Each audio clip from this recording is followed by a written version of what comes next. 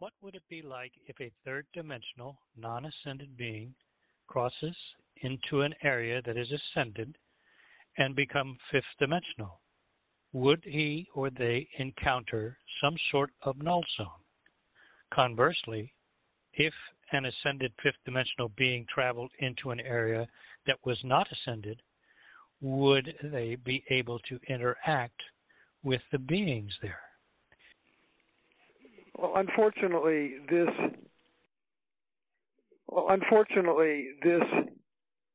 process is not logical. So there's a lot of contradictions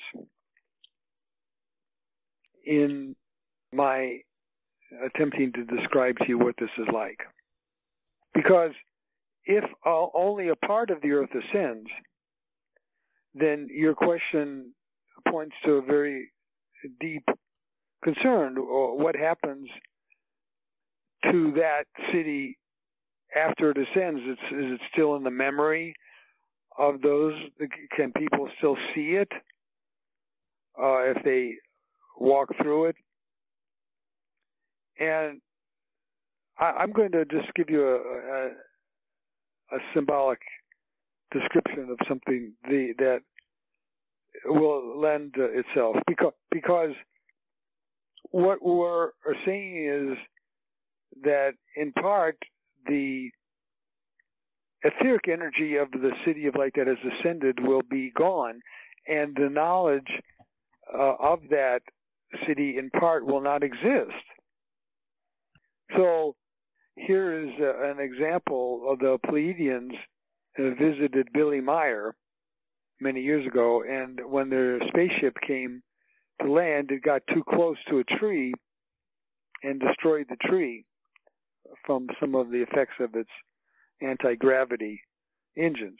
Now, their rule is not to interfere, and even though this was a small matter, they felt responsible. So through time manipulation,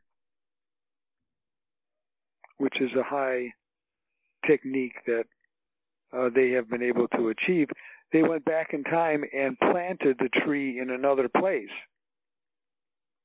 near the first tree, but not in the same place. Now, what this meant was when this was completed, in the future time, when they did come, that tree was not destroyed. But interestingly, nobody had a memory of that tree in that place, the original place. They always knew it as where it was the second time the Pleiadians placed it. So what I'm suggesting is that the memory of the city of light after it is ascended will be totally different. It will not have the same energy.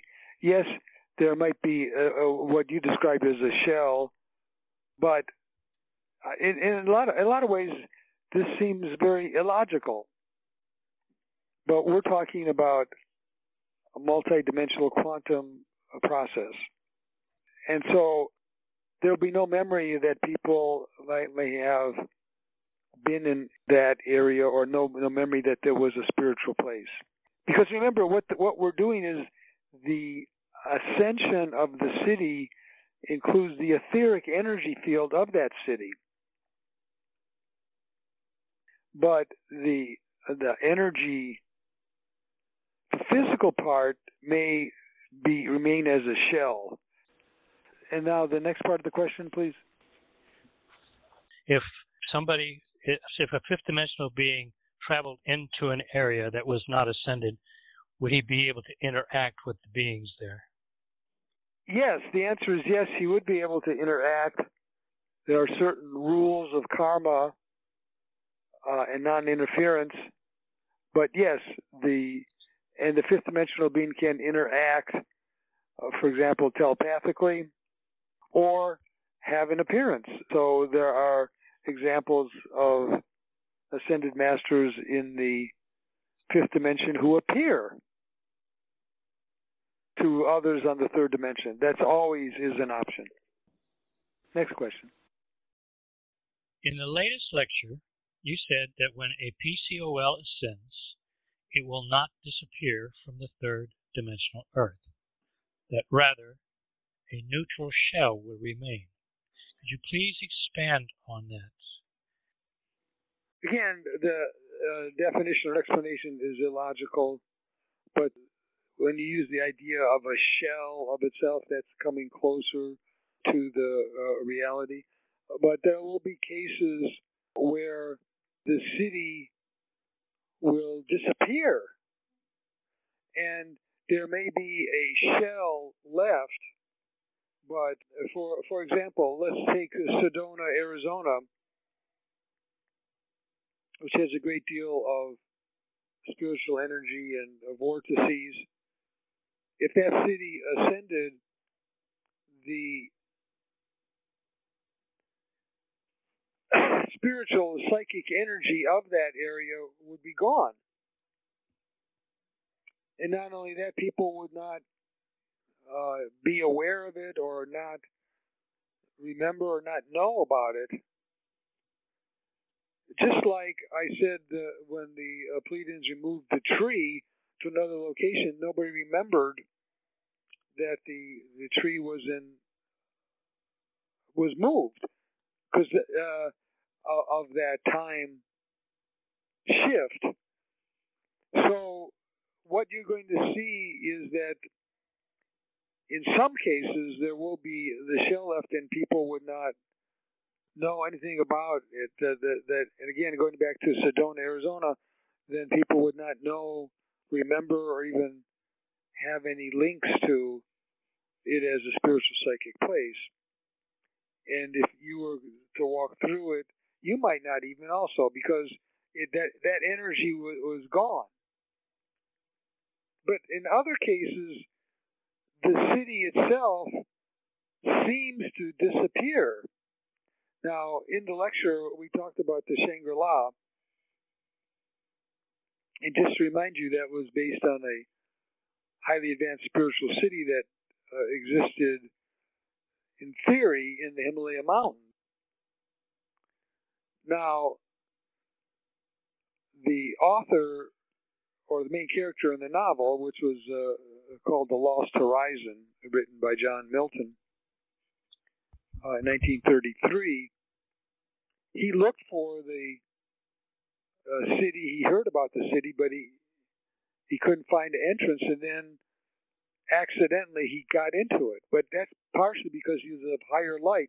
And now I use that example because it was the Shangri-La was based on a physical city, or a city of light, and in this case it was based on a highly advanced Tibetan monastery that originally existed in the third dimension.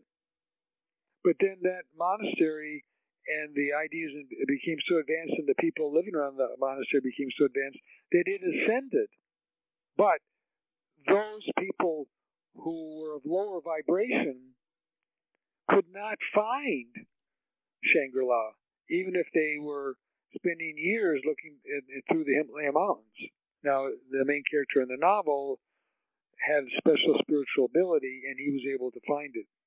And I think that is probably a better explanation.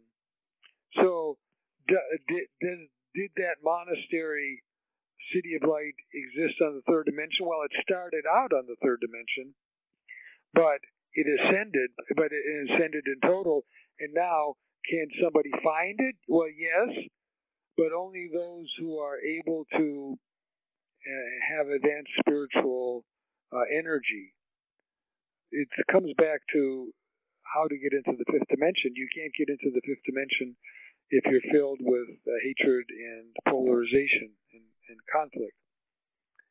But again, I think this is really groundbreaking, and this is new. We would prefer, and I think you would prefer, that the whole planet ascend and then not be broken up. But you can see what the problems are on this planet now, and we cannot, or the guardians of the fifth dimension cannot allow hatred and war-filled ideas to enter the fifth dimension.